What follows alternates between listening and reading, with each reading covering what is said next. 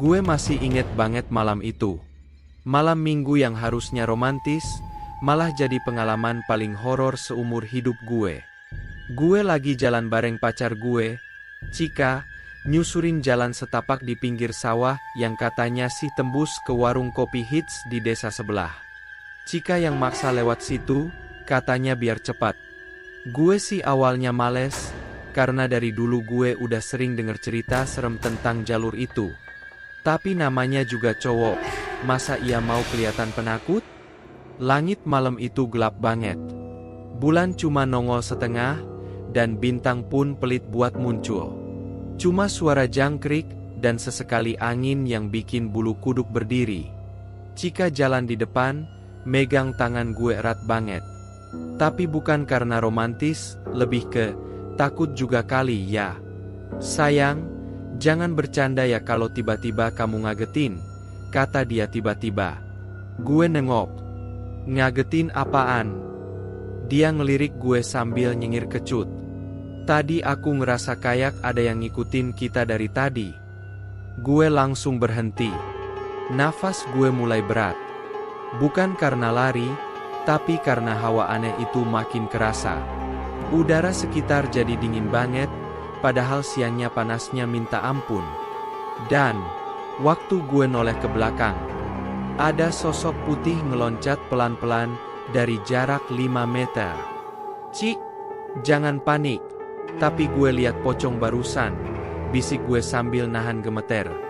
Cika langsung megang tangan gue makin kencang. Mata dia ngelotot, bibirnya gemeter. Aku juga lihat. Barusan dia muncul dari balik pohon pisang, terus loncat ke arah kita. Gue tarik tangan Cika, buru-buru ngajak jalan makin cepat, hampir lari. Tapi suara tek, tek, tek, dari belakang makin dekat. Kayak suara kepala pocong ngetuk tanah tiap kali dia loncat. Gue ngelirik ke samping, Cika nangis. Dan pas gue nengok ke belakang, pocong itu udah di belakang kita, gak nyampe 2 meter. Mukanya hancur, matanya melotot, tapi kosong.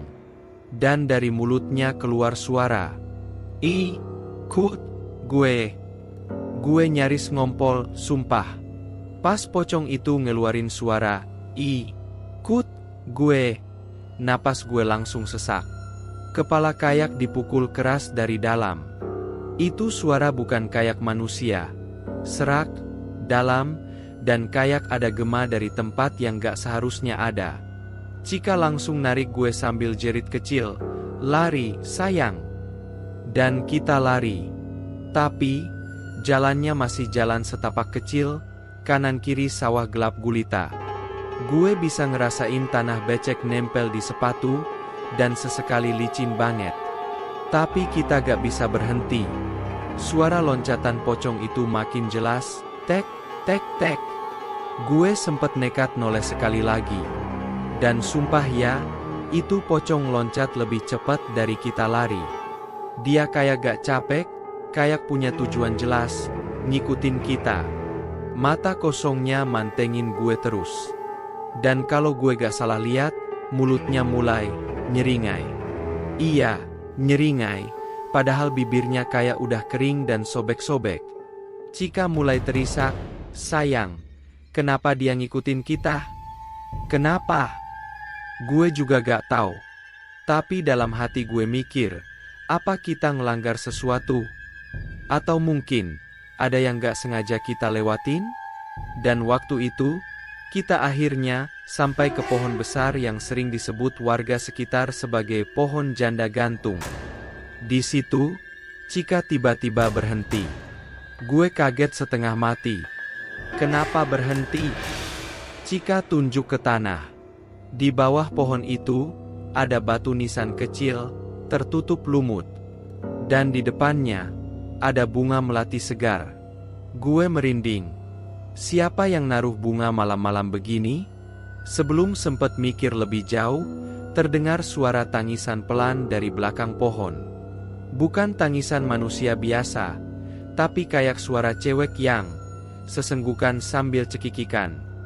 Gue tarik Cika, Kita harus keluar dari sini sekarang juga. Tapi langkah kaki gue berat banget. Kayak ditahan. Dan pas gue nengok ke kaki gue panik. Tali kafan itu dingin, basah, dan rasanya kayak hidup. Dia melilit pergelangan kaki gue pelan-pelan, tapi kuat. Setiap kali gue coba gerak, tali itu makin kencang. Cika teriak histeris, matanya penuh ketakutan. Dia nyoba narik gue, tapi talinya kayak nempel di tanah.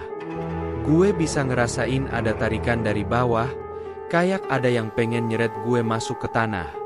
Dan di tengah kekacauan itu, pocongnya nongol di depan kita. Gak lagi ngikutin dari belakang. Dia berdiri diam, ngelewatin kita dengan lompatan pelan, dan berhenti persis di atas batu nisan tadi. Mukanya jelas banget sekarang. Wajah hancur, kulit sobek, dan dari mulutnya masih keluar suara lirih. Kenapa ganggu tempat gue? Cika langsung jongkok sambil nangis. Maaf, kami gak tahu ada makam di sini. Kami cuma lewat. Gue juga ikut ngomong sambil gemeteran. Kami gak sengaja. Kami gak tahu ini jalur makam. Tolong, biarin kami pulang. Pocong itu diam sebentar. Matanya masih kosong, tapi ekspresinya kayak sedih. Tiba-tiba, dia noleh ke arah pohon, ke suara tangisan cewek yang tadi. Dan entah kenapa, tangisan itu berhenti. Hening. Kemudian, pelan-pelan, pocong itu ngeloncat balik ke belakang batu nisan. Badannya kayak menghilang di telan tanah. Dan bersamaan sama itu, tali kafan yang ngelilit kaki gue melorot sendiri. Gue langsung jatuh terduduk. Lutut gue lemas. Tapi satu hal yang gue ingat jelas, sebelum pocong itu benar-benar menghilang, dia sempat nyebut satu kalimat terakhir. Jangan lewatin sini malam minggu berikutnya. Setelah itu, hening. Cuma suara jangkrik lagi. Udara masih dingin, tapi hawa seramnya pelan-pelan hilang. Gue dan Cika langsung cabut dari situ, gak peduli sepatu becek, baju kotor, atau lutut berdarah. Sampai rumah, kita cuma bisa saling pandang dan diam. Besoknya, gue cerita ke warga desa. Dan lo tau gak? Jalan yang kita lewatin emang pernah jadi lokasi orang gantung diri. Seorang perempuan muda, dan pacarnya yang bunuh diri, karena gak direstui orang tua. Dan di bawah pohon besar itu, mereka dikubur berdua. Tanpa nisan resmi, cuma batu penanda kecil dan bunga yang tiap malam minggu selalu ada yang naruh. Entah siapa. Sejak saat itu, gue dan Cika gak pernah lagi lewat jalan itu. Bahkan siang hari pun ogah.